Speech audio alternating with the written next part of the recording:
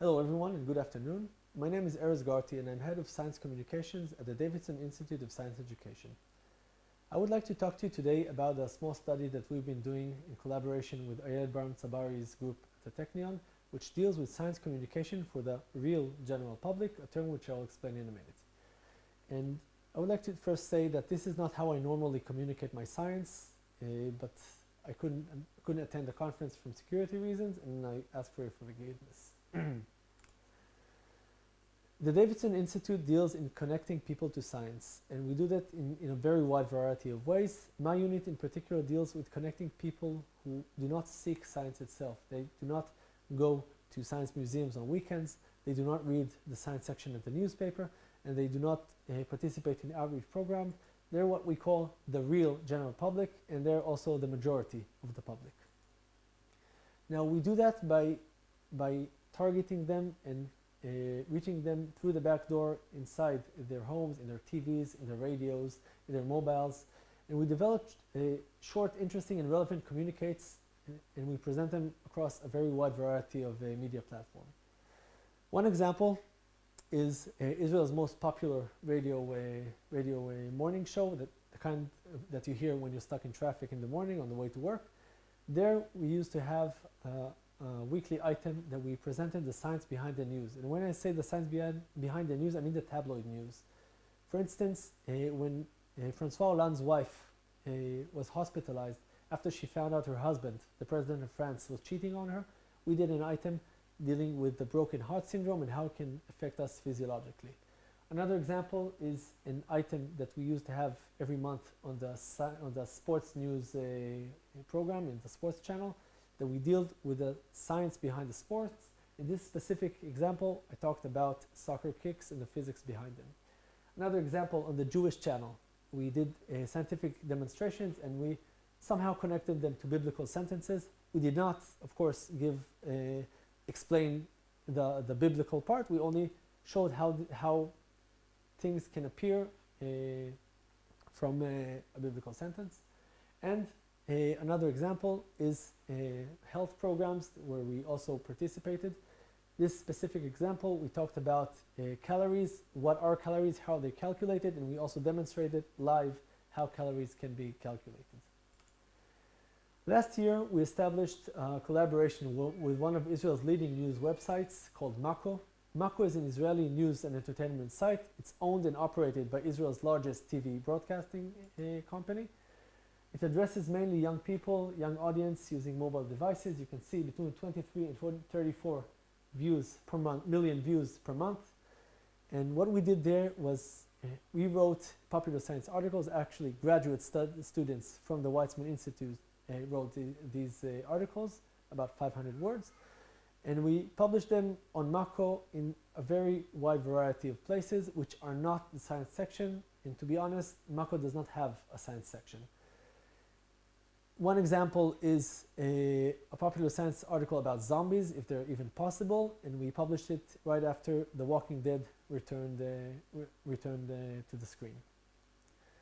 Now, the group of Ayed Baram Tzabari's took the data from these articles and paired them with non-science articles that were published in the same sections in the same day or day before or day after, and tried to see how much it tried to see if there's a difference in the behavior of the viewers in the two kinds of articles. And what they found was very interesting. They found that there is no significant difference in viewer engagement between scientific and non-scientific articles. We saw it in the comments, in the likes, in the number of views, and most importantly, in the time on page. People spent the same time on page in non-scientific articles as they did in scientific articles. And the time on page was on average 120 seconds, about 2 minutes, which is just about enough to read the article, or at least most of it. In my opinion, this is very exciting. Next, Naama Baron, our chief evaluator, analyzed the comments in these articles. She took 15 articles with a total of 112 comments, and she saw that 36% of them were part of a discussion, meaning it's not that someone wrote an article and ran away. Several discussions started in these articles, And 91% of these discussions were about the scientific content. In fact, out of 11 discussions, only one discussion was not related to the content. Next, we wanted to see what people think about our articles. And so we did the surveys about 3 articles. One article about SIDS, the sudden infant death syndrome. Another one was about evolution, actually human evolution, and one about flight. And in particular, why you shouldn't point a laser at the plane that crosses the sky. There we gave multiple question answered and multiple answer questions and asked people to answer them, people who viewed the article. And then we tried to see what have they learned from it. And what we saw is pretty exciting.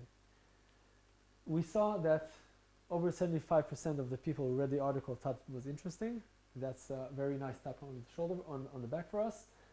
We learned that almost 60% learned something new, but in my opinion, what's more important is that although hardly 10% said that they will share it with someone digitally, 40% said that they will talk about it with other people, and 24% said that they will read more.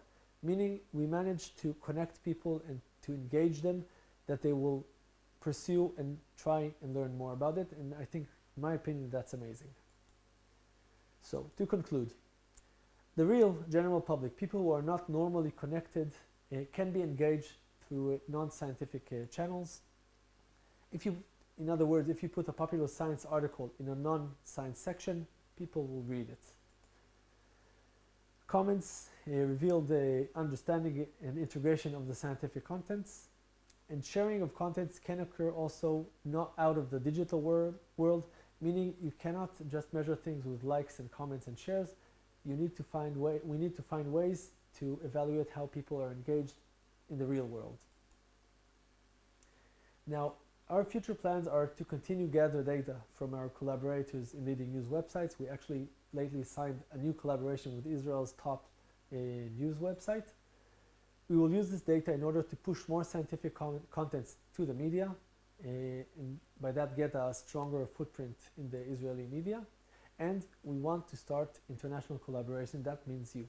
If you want to collaborate, if you want to find more about us or about our initiatives, if you want to tell us about your initiatives, please contact me. My name is Erez Garti. You can look me up on Facebook, on LinkedIn, and of course at the Davidson Institute website.